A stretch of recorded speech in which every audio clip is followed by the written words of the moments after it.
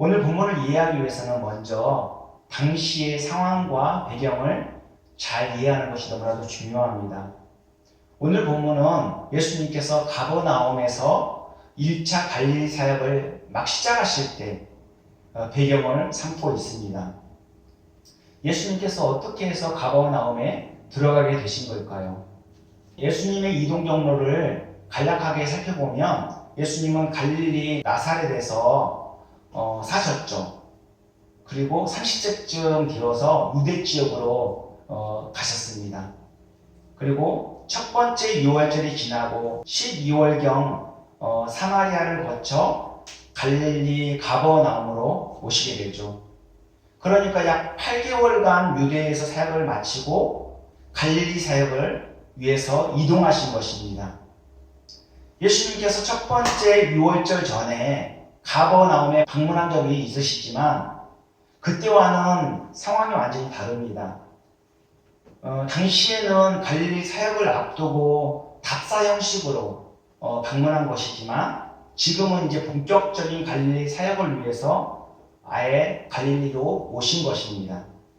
갈릴리 사역은 크게 1차 사역과 2차 사역으로 구분할 수 있는데요.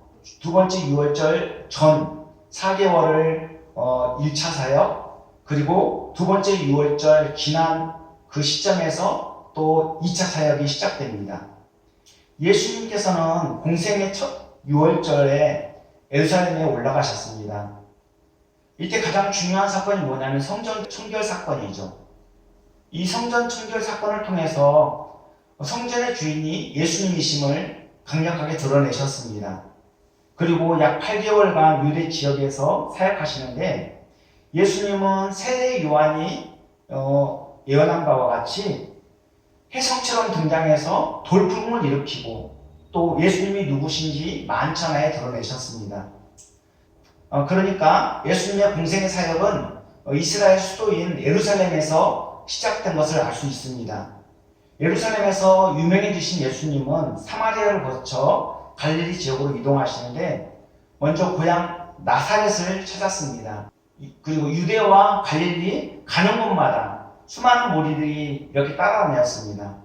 그리고 예수님은 가는 곳마다 환영을 받으셨지만 유독이 고향 나사렛에서는 배척을 당하셨습니다. 예수님께서 고향에서 배척을 당하신 이유가 뭘까요? 나사렛 이 동네 사람들이 예수님을 단지 목수의 아들로만 알고 있었기 때문입니다.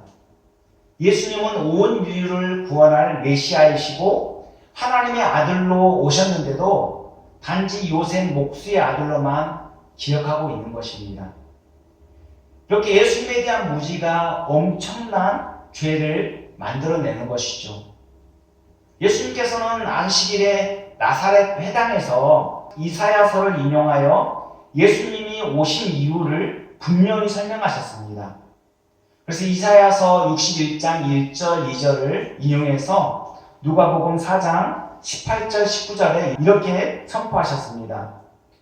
주의 성령이 내게 임하셨으니 이는 가난한 자에게 복음을 전하게 하시려고 내게 기름을 부으시고 나를 보내사 포로된 자에게 자유를, 눈먼 자에게 다시 보게 함을 전파하며 눌린 자를 자유롭게 하고 주의 은혜의 해를 전파하게 하려 하심이라고 기록하고 있습니다. 예수님께서 보여주신 그 사역도 이렇게 구약에 예언된 말씀의 성취였습니다. 그런데도 나사렛 원로들과 종교 지도자들이 한통속이 되어서 단지 목수 요셉의 아들일 뿐이라고 박대하며 배척한 것입니다. 이들은 예수님에 대한 소문을 들어서 익히 알고 있었습니다. 그리고 예수님께서 성경을 인용하여 예수님이 누구신지에 대해서 그리고 예수님이 이 땅에 오신 목적이 무엇인지에 대해서 알려주실 때 그것을 바로 알지 못하고 예수님을 배척하는 것입니다.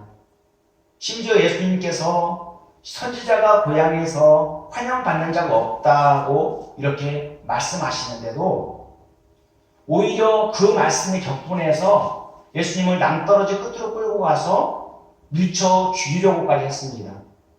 다행히 예수님께서는 성난 군중들 사이를 무사히 벗어나시고 가지고 갈 길을 가셨죠. 금이 환영한 예수님을 고향에서는 오히려 배척하였습니다. 그렇게 고향에서 호된 신고식을 치른 예수님은 그곳에 더 이상 머무를 수 없어서 가족들과 함께 가버나움으로 이사를 하시게 됩니다. 그래서 가버나움은 예수님의 제2의 고향이라 할 수 있습니다. 그리고 가버나움은 갈릴리 지역의 중심 도시이자 베이스 캠프와 같은 거점 도시입니다. 그만큼 이 갈릴리 지역에서 이 가버나움의 위치가 중요했던 것입니다. 예수님은 가버나움을 중심으로 갈릴리 순회 전도를 하셨죠. 그래서 마태는 가버나움을 본 동네라고까지 표현하였습니다. 예수님께서 1차 갈릴리 사역을 위해서 가버나움으로 이상하신 후에 중풍병자의 죄를 사하시고 질병을 치료하셨습니다. 이 사건이 왜 중요한지 공관복음, 그러니까 마태, 마가, 누가복음에서 다 이 사건을 다루고 있어요. 그만큼 중요하다는 것이죠. 예수님께서 이 중풍병자의 죄를 사하시고 질병을 치료하신 이 사건을 통해서 과연 무엇을 드러내시려고 하는 걸까요? 이제 본문을 좀 더 깊이 살펴보길 원합니다. 그래서 예수님의 행적을 통해서 예수님이 누구신지 바로 믿고 또 바로 따르는 저와 여러분 모두가 되었으면 좋겠습니다. 예수님께서는 가버나움에 있는 어느 한 집에서 하나님의 말씀을 가르치셨습니다. 많은 사람들이 소문을 듣고 이 예수님이 계신 집으로 몰려들었습니다. 그래서 본문 1절과 2절에 마가는 수일 후에 예수께서 다시 가버나움에 들어가시니 집에 계시다는 소문이 들린지라 많은 사람이 모여서 문 앞까지도 들어설 자리가 없게 되었는데 예수께서 그들에게 도를 말씀하시더니 이렇게 당시 상황을 아주 자세하게 설명하고 있습니다. 이 집이 누구의 집인지 정확하게 알 수 없지만 대부분 많은 학자들이 베드로 장로의 집으로 추정하고 있습니다. 문 앞까지 들어설 수 없을 정도로 당시 예수님의 인기는 대단했습니다. 예수님께 가기만 하면 자신의 모든 문제가 해결될 것을 믿고 많은 사람들이 찾아온 것입니다. 예수님께 나아가기만 하면 어떤 문제든 해결될 수 있다는 그 믿음, 그 순수한 믿음, 그 겸손한 믿음이 많은 기적을 일으켰죠. 물론 그 기적의 주인공은 바로 예수님이십니다. 코로나로 더욱 신앙을 지키기 어려운 상황 속에서 그런 순수한 믿음이 더욱더 절실히 요구될 때입니다. 순탄할 때는 잘 몰라요. 하지만 어려움이 닥치면 그 사람 믿음이 어떤지 적나라하게 드러나게 되어 있습니다. 이리저리 계산하고 눈치 보다가 본질을 놓치게 되고 세월을 허송하게 되면 누구만 손해입니까?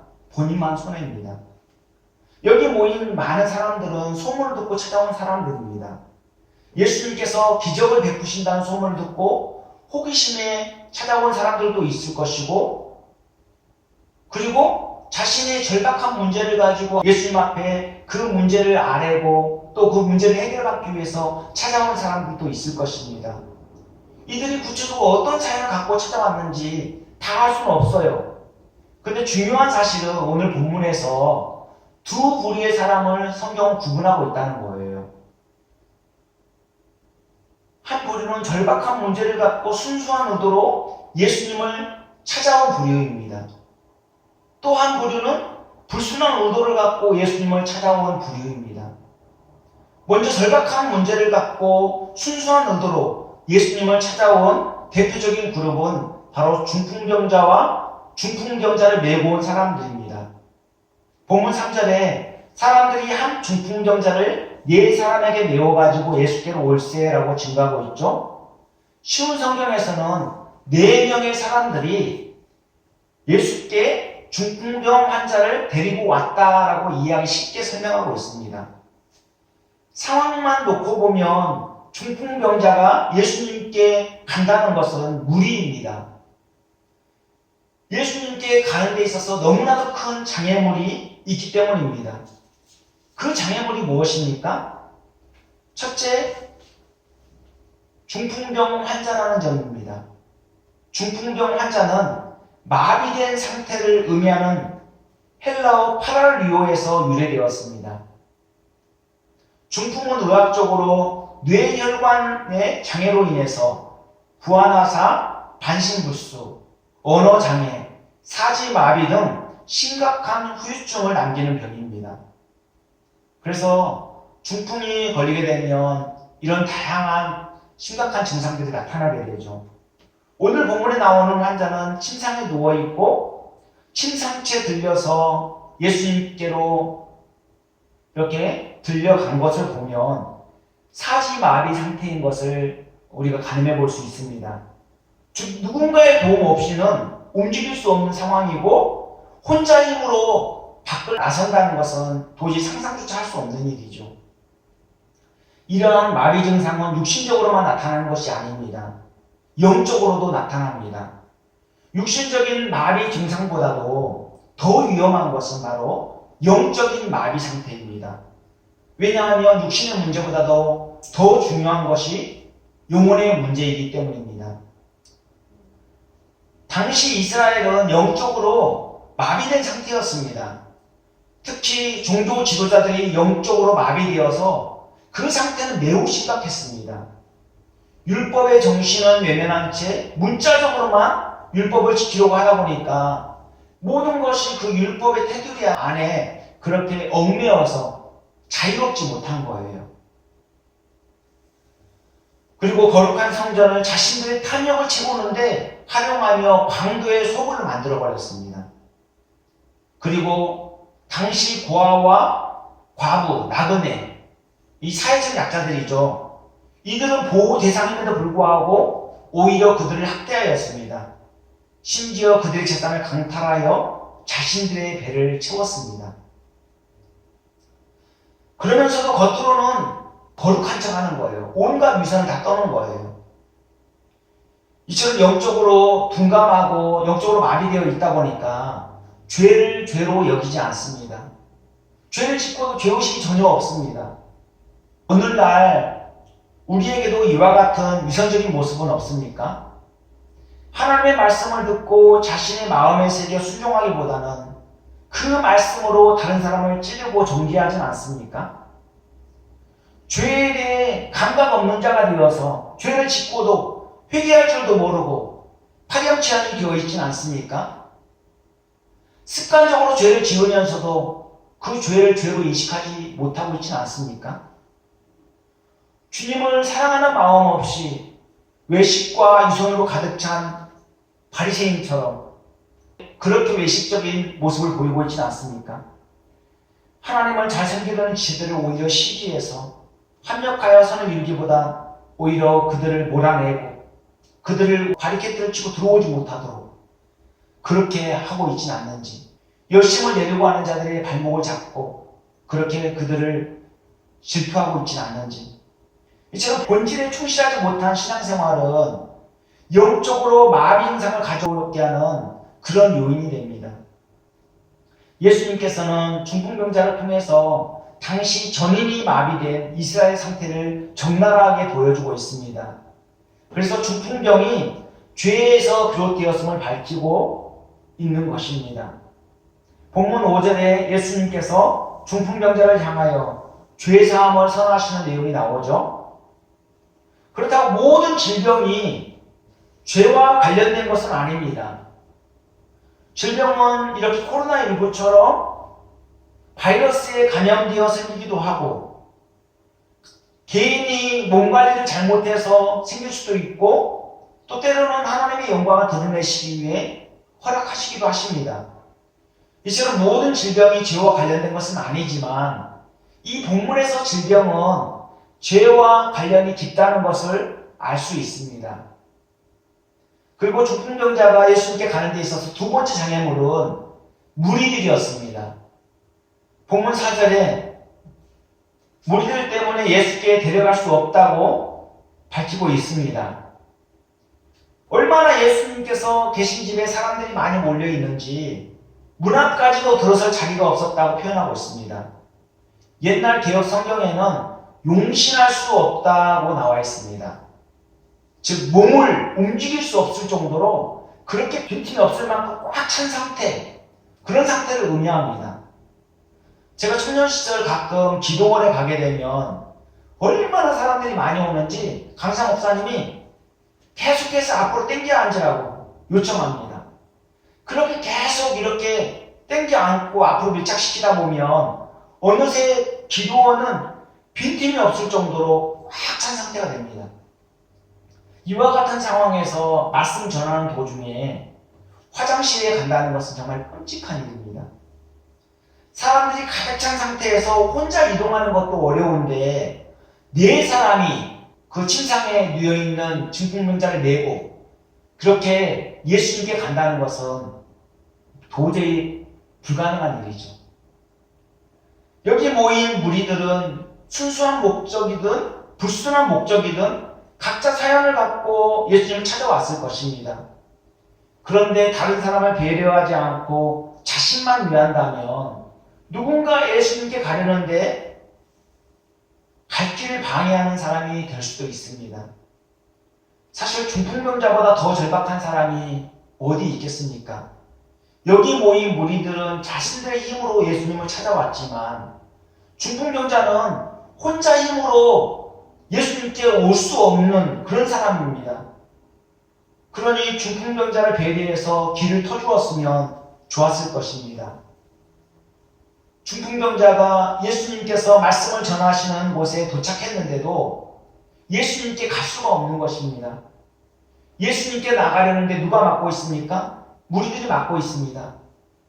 저와 여러분이 그 무리 중 한 사람일 수 있다는 말씀입니다.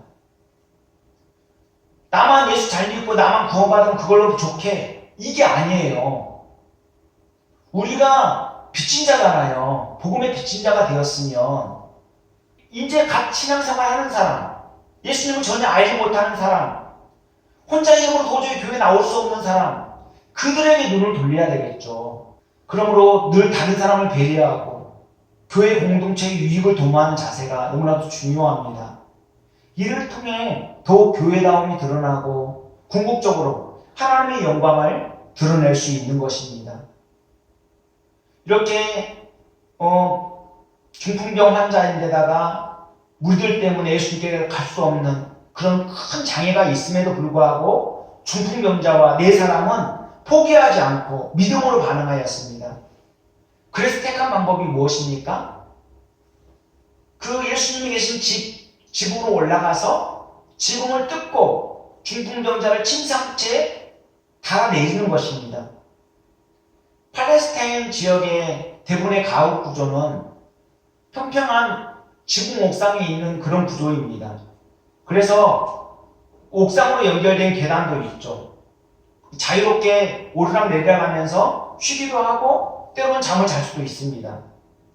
그 옥상은 토판을 여러 겹 겹쳐서 쌓아 만들게 되는데 그 진흙으로 이제 그 틈을 막고 그 사이에 이렇게 진흙으로 채워서 견고하게 하죠. 그래서 그곳에 올라가도 무너지지 않을 정도로 기둥을 받치고 그리고 그 위에 토판을 쌓고 그리고 진흙으로 채우는 그런 식의 가옥 구조가 되어 있습니다. 그래서 이 지붕을 뜯기 위해서는 어떻게 해야 됩니까?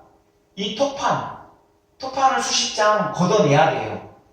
그리고 그 흙을 다 긁어내야 되겠죠. 그렇게 되면 아무리 토판을 잘 뜯어낸다 할지라도 그 부스러기가 예수님 계신 곳으로 떨어지지 않고 그 구멍을 뚫고 이렇게 토판을 걷어내고 흙을 치울 수 있는 방법은 없을 것입니다. 사실 침상채에 내고 지붕에 올라가는 것도 어렵고 지붕을 뜯고 침상채 달아내는 것도 어려운 데다가 위험이 따르는 일입니다. 이제는 세상에는 누군가의 도움 없이는 스스로 예수님께 나올 수 없는 중풍병자와 같은 사람들이 너무나도 많다는 것입니다. 우리가 할 일은 그렇게 스스로 혼자 힘으로 나올 수 없는 그런 사람들을 주님께 데리고 나오는 것입니다. 그렇게 예수님께 데리고 오기만 하면 예수님께서 죄 문제를 해결해 주시고 구원의 은혜를 베풀어 주십니다. 물론 우리가 그들을 예수님께 데려오는 그 자체도 은혜의 영역이기 때문에 우리에게는 자랑할 것이 전혀 없습니다. 오직 우리는 사랑의 빚진 자로서 할 일을 할 뿐인 것이죠. 예수님께서는 중풍병자를 포함한 네 사람의 믿음을 보시고 죄사함을 선포하셨습니다. 본문 5절에 보면 예수께서 그들의 믿음을 보시고 중풍병자에게 이르시되 작은 자야 내 죄사함을 받았느니라 하시니 이렇게 나와 있죠. 예수님께서 보신 믿음은 과연 어떤 믿음입니까? 첫째로 예수님께서 중풍병을 고치실 줄 확신하는 믿음입니다. 그러니까 예수님이라면 어떤 병이든 다 고칠 것이라는 확신을 갖고 있는 그런 믿음이었습니다. 예수님이라면 어떤 문제든 다 해결해 주실 것이라고 조금도 의심치 않았던 것입니다. 중풍병자와 네 사람은 예수님께 대한 확신으로 똘똘 뭉쳐 있었습니다. 그리고 둘째로 이들의 믿음은 포기하지 않는 믿음입니다. 신자들이 잘못하는 것 중에 하나가 뭐냐면 하나님께 기도하면서 최선을 다하지 않는 것입니다. 하나님께서 다 알아서 해주시겠지 이렇게 생각하며 자신의 책임을 다하지 않는 것입니다. 물론 모든 주권이 하나님께 달려있기 때문에 최선을 다한다 하더라도 어떤 결과가 나타날지 장담할 수 없죠. 그리고 하나님은 우리가 전혀 힘쓰지 않아도 주권적으로 문제를 해결해 주실 수 있는 분이시기도 합니다. 그러나 우리가 가져야 할 자세는 인간의 무능함을 인정하면서 우리의 모든 문제를 예수님께 맡기는 자세입니다. 오직 인간의 죄 문제뿐만 아니라 모든 문제를 해결해 주실 분은 예수님밖에 없습니다. 어떤 문제든 예수님께 맡기면 해결된다는 믿음을 갖고 예수님께 적극적으로 나아가며 기도하면서 각자 자신이 할 수 있는 최선을 다해야만 합니다. 예수님께서는 중풍병자와 네 사람의 믿음을 기쁘게 보셨습니다. 흙먼지가 예수님 머리 위로 떨어지고 지붕 위에 구멍이 뚫렸는데도 예수님은 흐뭇하게 보셨습니다. 그리고 예수님께서는 절망적인 상태에 있는 이 중풍병자에게 뇌의 죄사함을 받으라 이렇게 선언하셨습니다. 예수님은 이 문제를 질병의 문제로 본 것이 아니라 영적인 문제를 본 것입니다.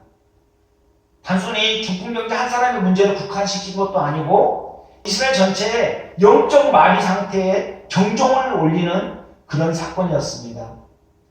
그러면서 이스라엘이 예수님으로 인하여 영적 마비 상태에서 벗어나게 될 것을 보여주는 사건이죠. 예수님은 죄와 허물로 죽을 수밖에 없는 자들에게 죄사함의 은혜를 주시고 생명을 주셨습니다. 그리고 당시 율법주의자들이 율법을 지킴으로 의를 이룰 수 있다고 주장하면서 율법조항 613가지를 만들어 지키도록 하였는데 예수님은 그 속박에서 벗어나 참된 자유와 평강을 누리게 하셨습니다. 이처럼 예수님은 죄사함의 권세를 사용하심으로써 예수님이 어떤 분이신지 그 신적 권위를 드러내 보이신 것입니다. 즉 예수님 자신이 곧 하나님의 아들이시며 하나님이시라는 것입니다.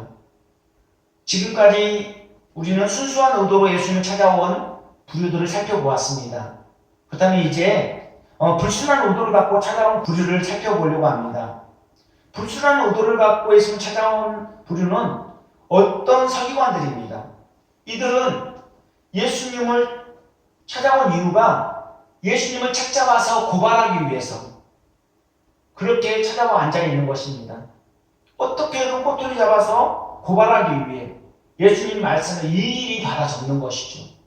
이 서기관들은 포로기 이후에 유대교의 탁월한 율법 전문가들입니다. 그러니까 율법 박사들이죠. 율법에 대한 송사가 발생할 경우에 유권 해석까지도 내릴 수 있을 만큼 그렇게 신망을 받는 그런 율법 교사들입니다. 본문에서 어떤 서기관들이라고만 나와 있는데 바리새인, 서기관, 율법학자들, 종교 지도자들 모두 총괄하는 그런 표현이라고 볼 수 있습니다. 이들은 예수님께서 중풍병자에게 죄 사함을 선하시는 것을 보고 신성모독이라며 속으로 참남하게 여겼습니다. 그래서 본문 6절 7절에 어떤 세계관들이 거기 앉아서 마음에 생각하기를 이 사람이 어찌 이렇게 말하는가 신성모독이로다. 오직 하나님 한 분 외에는 누가 능히 죄를 사겠느냐 이렇게 말씀하고 있습니다.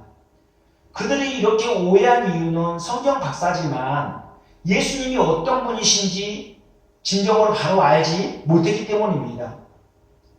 우리도 진리이신 예수님을 바로 알지 못하면 성경을 많이 알고 영적 체험이 풍부해도 본질에 어긋난 신앙생활을 할 수 있습니다. 그래서 하나님보다는 사람들의 시선을 더 의식하며 하나님을 대적하는 자리에 설 수도 있습니다. 조심해야 되겠죠. 예수님께서는 어떤 세계관들의 잘못된 의도를 아셨습니다. 그래서 본문 8절에 그들이 속으로 이렇게 생각하는 줄을 예수께서 곧 중심이 아시고 이르시되 어찌하여 이것을 마음에 생각하느냐고 반문하십니다. 예수님은 중풍병자에게 죄사함만 선하는 것이 아닙니다. 죄사함뿐만 아니라 내 상을 들고 걸어가라는 기적까지 베푸셨습니다. 예수님은 먼저 죄사함을 선언하셨죠. 영적인 문제와 육신적 건강, 이거 별개의 문제가 아니에요. 모두 연결되어 있습니다. 그래서 하나님을 신실하게 믿고 늘 성령 충만한 사람들에게서는 생기가 넘쳐나고 신비한 매력이 느껴집니다. 하나님과 바른 관계가 회복될 때 영육이 강건한 법입니다. 물론 이 모든 것이 하나님의 주권 아래 있죠. 그래서 하나님께서 은혜로 주신 것들을 활용하는 지혜가 필요합니다. 여러분 몸이 아프면 어떻게 해야 됩니까? 하나님께 먼저 기도하고 병원도 찾고 약도 먹어야 하고 민간요법도 도움이 된다면 사용하는 것이 좋습니다. 우선순위를 어디에 둬야 되냐면 하나님께 둬야 된다는 것이죠. 하나님께 기도하면서 우리가 할 수 있는 방법들을 찾아보는 것이죠. 그리고 수술을 받을 일이 있을 때도 수술을 받기 전에 하나님께 집도하는 의사의 손길을 다스려 주시도록 기도하는 자세가 중요합니다. 물론 수술은 의사가 하지만 그 손길을 누가 주관하십니까? 하나님께서 주관하시기 때문이죠. 예수님께서는 본문 9절에 중풍병자에게 내 죄사함을 받았느니라 하는 말과 일어나 내 상을 가지고 걸어가라 하는 말 중에서 어느 것이 쉽겠느냐 이렇게 설교관들에게 물으십니다. 저는 이 말씀을 참 이해하기가 어려워서 여러 주석을 살펴봤는데 주석가들마다 다 이 해석하는 내용이 다릅니다.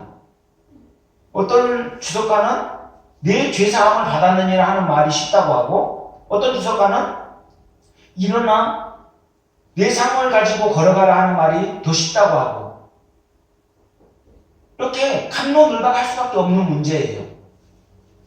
겉보기에는 중풍병자에게 상을 가지고 걸어가라는 말보다 죄사함을 선포하는 말이 더 쉬운 일이라고 생각할 수 있습니다.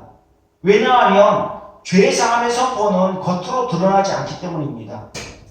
그러니까 죄가 사해지지 않았어도 입증할 방법이 전혀 없습니다. 반면에 상을 가지고 걸어가는 것은 질병이 치료되었는지 직접 눈으로 확인시켜줘야 되는 그런 행동이 동반되는 것입니다. 즉 중풍병자의 행동이 그 명령의 효과를 입증해 주어야 하는 것이죠. 그러나 실상은 죄사함을 선포하는 말보다 중풍병자에게 상을 가지고 걸어가라 하는 말이 더 쉽습니다. 왜냐하면 죄사함의 선포는 하나님만 하실 수 있는 고유 권한인 반면에 상을 가지고 걸어가라 하는 말은 당시 사도들도 예수님의 이름으로 할 수 있는 일이었기 때문입니다. 서기관들도 이 사실을 너무나도 잘 알고 있었습니다. 그래서 죄사함을 선포하는 말보다 중풍병자에게 상을 가지고 걸어가는 말이 더 쉽다고 생각했을 것입니다. 우리가 볼 때 죄사함의 선포와 상을 가지고 걸어가라는 말, 이건 둘 다 어려운 문제입니다. 우리가 할 수 없는 영역이죠. 어느 것이 쉬운지 갑론을박을 할 수 있는 문제이지만 예수님께서 보실 때는 둘 다 쉬운 문제입니다. 왜냐하면 예수님은 모든 권세를 다 갖고 계신 신적 권위를 가지신 분이시기 때문입니다. 예수님께서 서기관들에게 이런 질문을 하신 이유가 무엇입니까? 바로 예수님이 누구신지 가르쳐주기 위함입니다. 그래서 본문 10절에 예수님의 의도가 분명히 나와 있죠. 그러나 인자가 땅에서 죄를 사하는 권세가 있는 줄을 너희로 알게 하려 하노라, 이렇게 말씀하고 있습니다. 서기관들은 예수님의 말씀이 무엇을 의미하는지 깨달았을 것이지만 인정하지는 않았습니다. 율법 박사들이니까 예수님이 무슨 말씀하시는지 알겠죠. 그러나 예수님의 그 말씀이 인정하지 않는 겁니다. 왜냐하면 예수님을 믿지 않기 때문입니다.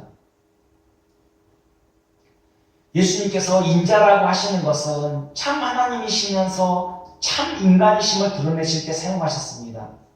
하나님의 아들로서 인간의 몸을 입고 이 땅에 오셔서 이루신 구속과 하나님 나라를 설명할 때 이 인자라는 표현을 자주 사용하셨습니다. 다니엘 7장 13절에 보면 내가 또 환상 중에 보니 인자 같은 이가 하늘 구름을 타고 와서 애적부터 항상 계신 이에게 나아가 그 앞으로 인도되매라고 기록되어 있습니다. 여기 인자 같은 이가 누구십니까? 바로 예수님을 말하는데 참 사람이시면서 하나님의 아들이심을 표현하시는 그런 표현입니다. 그리고 본문 11절에 중풍병자에게 일어나 내 상을 가지고 집으로 가라고 예수님께서 명령하시죠. 이에 중풍병자는 예수님의 명령에 벌떡 일어나서 상을 가지고 모든 사람이 보는 앞에서 걸어 나갔습니다. 그래서 본문 12절에 보면 그가 일어나 곧 상을 가지고 모든 사람 앞에서 나가거늘 그들이 다 놀라 하나님께 영광을 돌리되 우리가 이런 일을 도무지 보지 못하였다 하더라. 이렇게 증거하고 있습니다. 이 실질적으로 많은 사람들이 보는 앞에서 이루어진 거예요. 예수님이 어떤 분이신지 이 중풍병자가 일어나 걸어가는 모습, 또 중풍병자에게 죄사함을 선포하는 그 모습을 보면서 사람들은 예수님이 메시아됨을 분명히 알았을 것입니다. 영적으로 말이 된 상태에서 예수님을 만나면 예수님의 능력으로 모든 것이 회복되어지고 모든 삶이 변화됩니다. 그리고 많은 사람들이 예수님으로 인하여서 또 회복되고 변화된 모습을 보고 놀랍게 여기며 하나님께 영광을 돌리게 될 것입니다. 그런 의미에서 저와 여러분은 하나님의 능력을 나타내는 복음의 통로가 되는 것입니다. 우리의 삶이, 우리의 모든 사건 하나하나가 하나님을 드러내고 하나님을 증거하는 그런 사건이 될 수 있다는 것입니다. 그러니까 우리가 삶을 어떻게 살아야 되겠습니까? 함부로 막 살면 안 되겠죠. 특히나 믿지 않는 자들의 앞에서 우리가 어떻게 행동하고 어떻게 처신해야 되겠습니까? 주님의 주인 되심을 드러내는 그러한 삶을 살아야 되지 않겠습니까? 사실 죄와 허물로 죽을 수밖에 없는 우리, 영적으로 마비된 상태에 있던 우리를 살리시려고 얼마나 많은 사람들을 보내주셨습니까? 중풍병자를 메고 온 네 사람처럼 우리가 여기까지 믿음으로 걸어올 수 있었던 것은 결코 혼자 힘으로 불가능한 일입니다. 우리가 받은 복음, 그냥 저절로 받은 것입니까? 아니죠. 수많은 순교자들의 피를 통해서, 그 흘린 피를 통해서, 또 신앙의 선배들의 믿음의 유산을 통해서, 또 우리를 이끌어주고 또 우리에게 복음을 전해준 그 누군가를 통해서 우리가 지금 여기 앉아있는 것 아니겠습니까? 그런 의미에서 우리는 복음의 빚진 자라는 것입니다. 우리 모두는 빚진 자의 인생을 살고 있습니다. 은혜 받은 우리가 할 일은 중풍병자를 메고 온 네 사람처럼 빚진 자로서 그렇게 스스로의 힘으로 도저히 주님 앞에 나올 수 없는 그들에게 복음을 전하는 복의 통로가 되어야 할 것입니다. 이제 말씀 마치려고 합니다. 예수님께서 가버나움에 있는 어느 한 집에서 하나님의 말씀을 전하실 때 집안이 가득 찰 정도로 예수님의 소문을 들은 수많은 사람들이 몰려들었습니다. 예수님께서 무리들 가운데 중풍병자와 네 사람의 믿음을 보시고 중풍병자의 보다 근본적인 죄의 문제를 먼저 해결해 주셨습니다. 뿐만 아니라 질병의 문제까지도 치료해 주셨습니다. 즉 육신의 문제보다도 더 근본적인 영혼의 문제를 먼저 해결해 주신 것입니다. 혼자 힘으로 예수님께 나갈 수 없는 중풍병자를 예수님께 데려가기만 하면 낫겠다는 이 믿음, 그리고 침상체에 내고 와서 지붕을 뚫고 달아내리는 그 적극적인 행동, 그 행동을 주님은 기쁘게 보신 것입니다. 당시 중풍병자의 상태는 율법주의에 사로잡혀 영적 마비 상태에 있었던 이스라엘 민낯을 그대로 보여주었습니다. 그리고 아무리 절박한 상황에 놓여 있더라도 예수님께 대한 바른 믿음을 갖고 예수님께 어떤 문제를 가지고 나아가든지 다 해결해 주신다는 것을 보여주신 사건입니다. 무엇보다도 예수님께서는 눈에 보이는 표면적인 문제뿐만 아니라 눈에 보이지 않는 내면적인 깊은 문제까지도 다 하시고 근본적으로 해결해 주셨습니다. 이 사건을 통해서 예수님이 누구신가에 대해서 분명히 가르쳐 주시는 것이죠. 그럼에도 불구하고 예수님에 대해 죄의 문제만 해결해 주신 분으로 인식하는 사람들이 있습니다. 그래서 구원받은 것으로 착각해서 함부로 막 사는 거예요. 또한 예수님을 일시적이고 현실적인 문제만 해결해 주시는 분으로 생각하여 문제 있을 때만 예수님께 적극적으로 나오고 문제가 해결되면 먹튀처럼 튀어나가는 그런 사람들도 있습니다. 심지어 기독교를 폄하할 목적으로 성경을 공부하고 예수님에 대해서 연구하는 사람들도 있습니다. 당시 예수님을 책잡아 고발하기 위해서 찾아온 어떤 서기관들처럼 말입니다. 예수님께서는 그들의 불순한 의도를 깨뜨려 보시고 예수님이 어떤 분이신지 분명히 알려주셨습니다. 중심을 보시는 예수님께서는 어떤 의도를 갖고 예수님을 믿고 따르는지 다 아십니다. 성경 지식이 풍부하고 교회를 오래 다녔어도 그것이 믿음을 보증해주지 않습니다. 중요한 것은 예수님을 어떤 분으로 인식하고 바로 믿고 따르느냐는 것입니다. 본질에 어긋난 신앙생활은 결국 예수님께 책망받을 일만 장만할 뿐입니다. 중심이 잘못되면 열심을 낼수록 오히려 자신을 해칠 뿐 아니라 다른 사람에게 상처를 주고 교회 공동체의 하나됨을 방해하며 하나님의 뜻에 역행하는 결과를 초래하게 될 것입니다. 코로나 팬데믹 상황으로 믿음을 지키며 산다는 것이 더욱 어렵게 되었습니다. 이렇게 어려운 시기 하나님께서는 우리 한국교회 민낯을 그대로 보여주셨습니다. 얼마나 거품이 많고 잘못된 목적으로 예수님을 따르고 있는지 여실히 보여주고 있는 것이죠. 그래도 절망하지 않고 소망을 갖는 이유는 예수님이 우리 인생의 주인이시며 우리 인생을 책임져 주시고 모든 것을 주관하시는 분이시기 때문입니다. 우리는 단지 예수님께 우리 삶 전부를 맡기면 됩니다. 이것이 아무리 우리 신앙의 기반이 약하고 상황이 어려워도 예수님 안에서 평안을 누리는 이유입니다. 예수님께서는 수고하고 무거운 짐진 자들아 다 내게로 오라 내가 너희를 쉬게 하리라고 말씀하셨습니다. 우리가 예수님께 대한 바른 인식을 가질 때 그 안에서 참된 안식을 누릴 수 있습니다. 그리고 중풍병자를 메고 예수님께 나아갔던 네 사람처럼 많은 사람들을 예수님께 인도하는 그런 복음의 빚진 자로서 사명을 감당할 수 있을 것입니다. 기도하겠습니다. 사랑과 은혜가 풍성하신 하나님, 많은 사람들이 예수님의 소문을 듣고 예수님을 찾았지만 예수님께서는 중풍병자를 메고 네 사람에게 주목하셨습니다. 그리고 그들의 믿음을 보시고 중풍병자의 죄사함을 선포하실 뿐만 아니라 육신적인 질병까지도 치료해 주셨습니다.